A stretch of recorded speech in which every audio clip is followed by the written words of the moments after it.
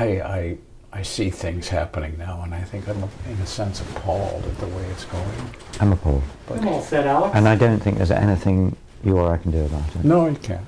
So I'm All just, set? hang on, I'm just going to do my, Okay. I'm going to continue getting dressed. It's always a good sign. I mean, one does, I have people in the concert, you see, who check that I'm dressed before I actually go on stage, you know. But I'm on my own here, so I've got to dress myself. It's difficult at my age. What a lovely street. You see, in the show I wear cufflinks, and of course that perennial, you know, help. Cufflinks got to be the stupidest designed thing know. They're ever. hard to put on, or they're click up, mean, Right, so I think we're all in one piece. All right.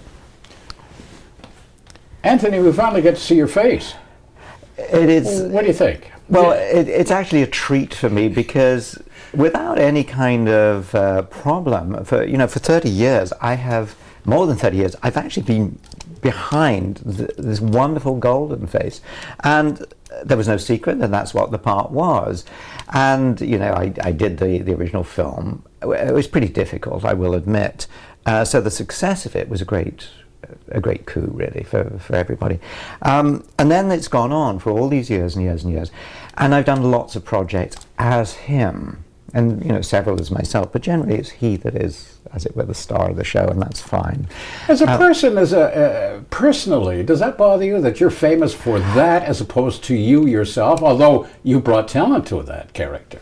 It's kind of a mixed thing, and I will admit there have been times that I thought it would be nice to be, nice to be recognised for doing him. I didn't necessarily need this to be famous, because this is what I offered the public and so on.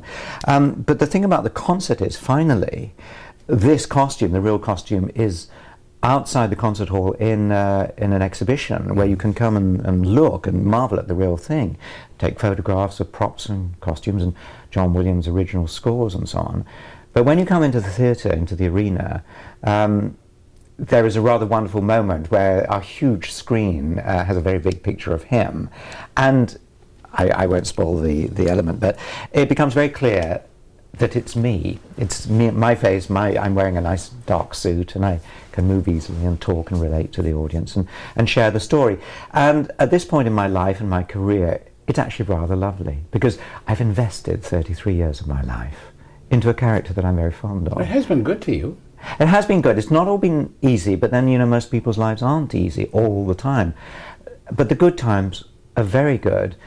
And Star Wars in Concert's given me a little bit of dream topping, if you like, on the thing that has been my life for so long. And it sort of has come, not out of nowhere exactly, but I hadn't realized how good it was going to be.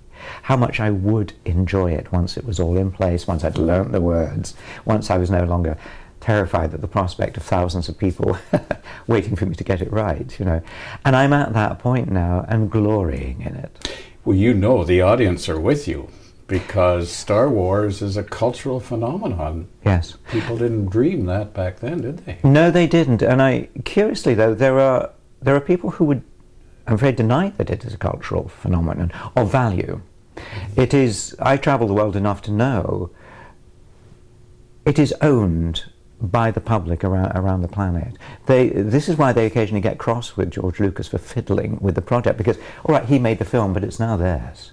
And he fiddles at his peril, and people can criticize him for this. To me, it's his film, He can do good things, he can do things that are less. But I'm almost on a ticket to joy every night, because people have come there because they either love the movies, or they've never seen them and want to find out what it's about, or they love John Williams' music. And the fact that I'm there delivering, as it were, appearing to deliver everything, as though I've done all the work, as opposed to the 86-piece orchestra, the conductor, the choir, the crew that's put the whole thing together. I am the front man. It's quite a wonderful feeling. What do you think is the main strength and the appeal of Star Wars? It can't be just one thing. It can't be just John Williams' music, which is magnificent. It's soaring, it's majestic. It's a strong storyline, strong characters. There's got to be personal identification with a viewer to an overall picture, but maybe on one character. For instance, C3PO. I think it's probably the most there are two questions I think I get asked a lot. Is it hard on the costume? At which point my mind goes, oh, do I really have to say this right? Well, sometimes yes, sometimes no. The other one is, why do I think Star Wars is such a phenomenal success over these years? And I seriously don't think even George quite understands the little dusting of magic that happened on top of his thoughtful process of creating a story on absolutely fundamental myth basics, the hero's journey, all that kind of thing, the conflict between father and son, the tragedy of a fallen hero, the journey of the good hero that redeems the world, the redemption of the bad character who at the end finds peace. And you will possibly be surprised to know that even though I'm the only person to be in all the movies, but until I had done this concert, now 81 times, I hadn't actually understood it. I hadn't understood the might of the story. In a way, the simplicity of the story and the complexity of the story. And it's taken my simple narration of the story from beginning to end, from the arrival of the little boy, to him becoming Darth Vader, to him being redeemed, to the galaxy recovering. I finally get it. I'm a slow learner. It's multi-layered. It is actually hugely multi-layered, and though we simplify it in Star Wars in Concert, there are people who said they now remember what it was that they first loved about it. And the multi-layering is also in John's music. And I am one of the few people, of course, who've seen these films without John's music there. So I can tell you that, and I'm sure George Lucas would agree, that without John's music, it's a very empty thing. You can have amazing sets and you can have actors in funny costumes going on about, I don't know, the Force and all that kind of thing. But frankly, without John's music, and it can be a couple of notes, it is not the film you would recognize. Yeah, well, it takes all elements to bring it to fruition, doesn't it? But the music is a very strong point. I've always thought of your character, C3PO and R2-D2, as, in a sense, mascots, or a Greek chorus, or Laurel and Hardy, adding to the story. You're the liaison with the audience, adjusting what's going on and telling people what's happening, plus a little relief, comedy relief. I mean, am I right or wrong? I couldn't have put it better myself. I absolutely almost can't add to that, except that there is, and I think one of the things we enjoyed about Laurel and Hardy is, I'm sorry, I'm going to have to clear my throat so you can edit that. And can this gentleman come in, because he's right in my eye line. You're late now. I'm not attached to anything, am I? Just the mic here. I can help you. I think this morning I just suddenly got a bit froggy there. We can, where can we cut into that? Oh yeah, that can be edited out, so it's not a problem.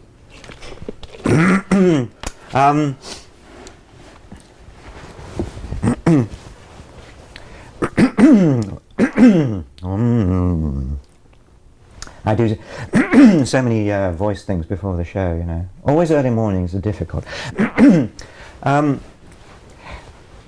I think I would add to all those similars of, I think I'd add to all those classical and fairly modern references the fact that R2 and 3PO are is the common man, if you like, and this is well known. And you know, George took references from Kurosawa, and there are other pieces of art that reference the common man, that say, here is almost you, the ordinary person, the person who's pushed around by great events, by politicians, by monarchs. You don't really matter. But actually, to me, as another common man, I recognize in you. And when you have characters that are not quite human, and it can be Lassie. You know, Lassie showed human qualities. Sort of anthropomorphism is very attractive to man, because you recognize a touch of humanity in something that actually isn't human, makes you feel better. And 3PO, you recognize his very overt, exaggerated human qualities, and it's sort of charming. Where did the references come from? C3PO and R2-D2? Are they? Is it an actual technical term, a shortened form? R2D2 Is reel 2, dialogue 2. You know those big silver cans like pizza trays, and they often have white tape around, they have black markings on, and it would be the second reel of the film and the second dialogue track. And George has a habit of writing, he writes things in a little black book, and then you just need some euphonic sound to go R2D2 C3PO. It's almost musical, you know. okay. It's amazing. I could lie and say, you know, as I frequently do in these things, when people ask me something way technical, I make it up. Like C3PO is Class 3 protocol operative, Class 3 being obviously the highest one, but you know, I can make it up with the best of them. Anthony, you made reference earlier that until the concert series, all these many years after the films were made, well, the original 3, Yeah. That you finally understood it. I've had to look at the film way back then, the first 3, and any number of times, and the newer versions any number of times, because it's so, as we mentioned, multi-layered. There's so much going on, I get mixed up. I do too. And so you get, it's not a chore to see it over and over again because it's so interesting, but at least things fall into place, don't they? Well, they do, particularly now that the 6 films exist. And in the film compilations that accompany Star Wars in Concert, there's about 14 film sequences that have been woven almost like miniature tapestries around a theme. And that theme can be, for instance, the dark side, the bad is. Bom, bom, bom, bom, bom, bom, bom, bom, bom. You can see why I'm not in the choir, can't you? And a very beautiful one about Princess Leia, which has the most beautiful solo violin at the end. And I just pray that nobody's going to start. You know what I hated when somebody applauds during the last note? And oh no, just let it finish. Let it finish. Let it decay. All these film sequences tell the story in a beautiful visual way that picks out a moment from here and a moment from there, from all the movies, and weaves them into a thing that tells you it gives you a different aspect, if you like. One of my favourite moments, which I've often talked about, but I love it, is when Alec Guinness as Obi-Wan Kenobi says to Mark Hamill, Luke Skywalker, "This was your father's lightsaber. He'd want you to have it." And Luke takes it, and at that moment we fade into a sepia sequence of his father with the lightsaber. Anakin Skywalker's a handsome young hero. And we know, with the dramatic irony that we have, our knowledge, that this young man is going to fall from grace. And this helps us in our retelling of the story, the giant tragedy, and gives you, the audience, a tremendous feeling of power and being involved. I have just finished reading a recent biography on Alec Guinness. Paul's Peer Read, are you familiar with it? It's a huge volume. And they devote a number of chapters to his involvement as Obi-Wan Kenobi. He wasn't really thrilled with being in that initially, and according to the book, he was paid a total of $150,000 for all 3 original films, which isn't a heck of a lot, but then what did you expect back then except expectations of hope that it would be a hit? What are your memories of Alec Guinness being there? You don't want to answer that, do you? Because he was difficult. He was hugely difficult. I couldn't have done the films without him. He was so kind to me, so supportive, so thoughtful and generous. I'll tell you a story. I didn't know Alec Guinness. We happened to be with the same agency, but when we were leaving England on the plane to go to Tunisia at the beginning of the shooting, there, as we got airside, was a bus, and there was a big black car, and they said to me, you get on the bus there. And I saw this elderly gentleman getting in the car with clearly his wife and so on. And then by happenstance, once we were on the plane, I was in the aisle and he was in the aisle there. And you know, I'm not starstruck, but I'm respectful. But eventually in the flight I sort of introduced myself, and you know, great pleasure to meet you. And then when we arrived, there was a bus and there was a car, so I knew the rules by now. So I was heading towards the crew bus, and he got in the car, and then he got out of the car, and he came to me and said, "Have they given you your per diem yet?"